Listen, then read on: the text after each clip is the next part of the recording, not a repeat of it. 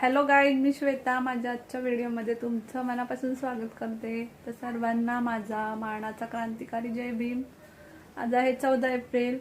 घटनेचे शिल्पकार कायदे पंडित डॉक्टर बाबासाहेब आंबेडकर यांची जयंती आहे आज. तर आज 135वी जयंतीनिमित्त सर्वांना मंगलमय शुभेच्छा. तर इथे मी घरामध्ये बुद्धपूजा मांडली आहे. नंतर आम्हाला बुद्ध विहारामध्ये पण जायचं आहे, तर तिथे आता जाणार आहे. तर चला मग व्हिडिओ शेवटपर्यंत बघा आणि पुन्हा एकदा सर्वांना माझ्याकडून मानाचा जय भीम. तर आज जयंती असल्यामुळं मी तर छान अशी रांगोळी काढत आहे. तर दुपारी बौद्ध विहारामध्ये छान असे कार्यक्रम असतात. त्यानंतर संध्याकाळी भव्य दिव्य अशी मिरवणूक असते. तर आज 14 एप्रिल म्हणजे डॉक्टर बाबासाहेब आंबेडकर यांचा जन्मदिवस. तर बाबासाहेबांचा जन्म महू गावात 1891 साली झाला. आज आपण जे काही सन्मानाने वागतो, समानतेचे जे आपल्याला अधिकार आहे, ही सर्व काही बाबासाहेबांची देण आहे. विशेष करून आपल्या महिलांना जे स्वातंत्र्य मिळाले ते याच महामानवामुळे मिळालेले आहे. तर अशा महामानवाला माझा त्रिवार अभिवादन. तर सिम्बॉल ऑफ नॉलेज म्हणून बाबासाहेबांना ओळखलं जातं. शिका, संघटित व्हा आणि संघर्ष करा हे त्यांचं ब्रीदवाक्य आहे. बाबासाहेबांनी एकाच समाजाचा विचार न करता पूर्ण देशाचा विचार केला आहे. तसेच रिझर्व्ह बँकेची स्थापना सुद्धा त्यांनीच केलेली आहे. तर भारताचा कोहिनूर हिरा म्हणून त्यांना संबोधलं जातं. बाबासाहेबांकडे 32 डिग्री आहेत.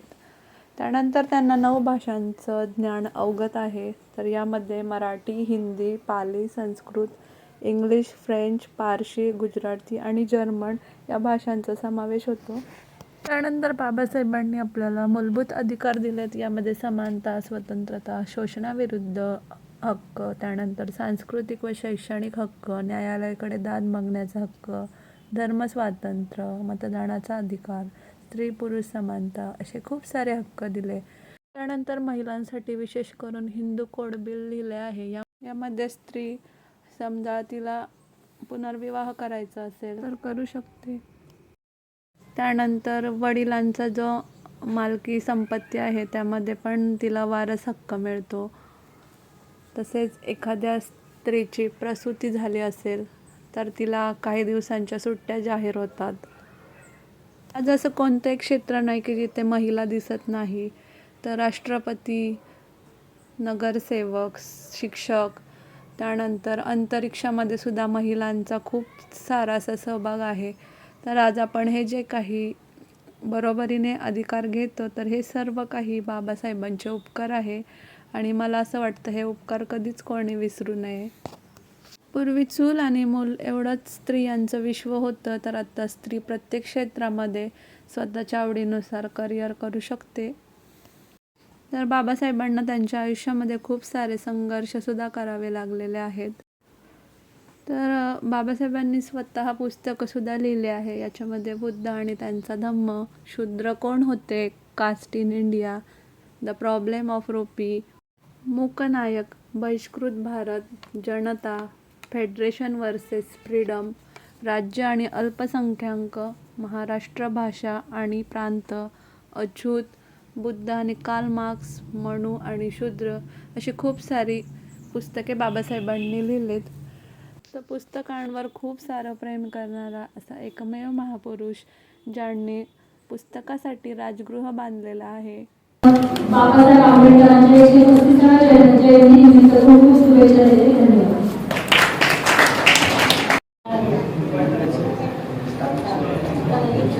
धन्यवाद. सर्व मान्यवर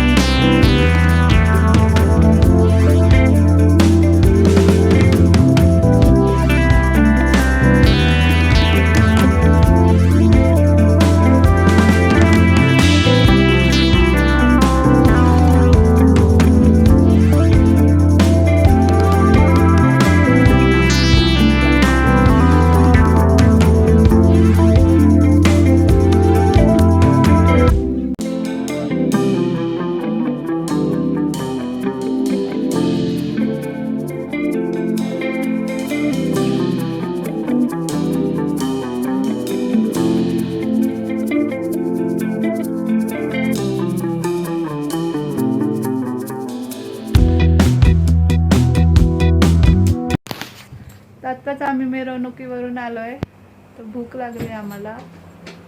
तर आता जवळजवळ संध्याकाळचे 11 वाजत आले. इथं बघा शौर्य पण दमलाय, स्वरा पण दमली. चला तुम्हाला दाखवते आज जेवणामध्ये काय बनवलं ते.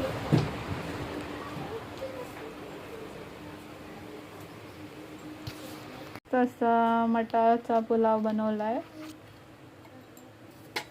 जेवणामध्ये. इथे आहे पिवळ्या बटाट्याची भाजी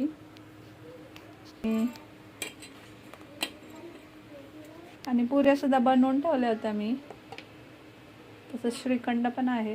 चला मग आमची जयंती खूप छान अशी झाली आणि आता भूक पण खूप लागली आहे. दमला आम्ही खूप डान्स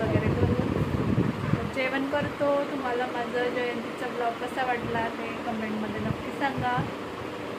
लवकरच भेटू नवीन एका ब्लॉगमध्ये. तोपर्यंत बाय बाय, टेक केअर, काळजी घ्या आणि गुड नाईट.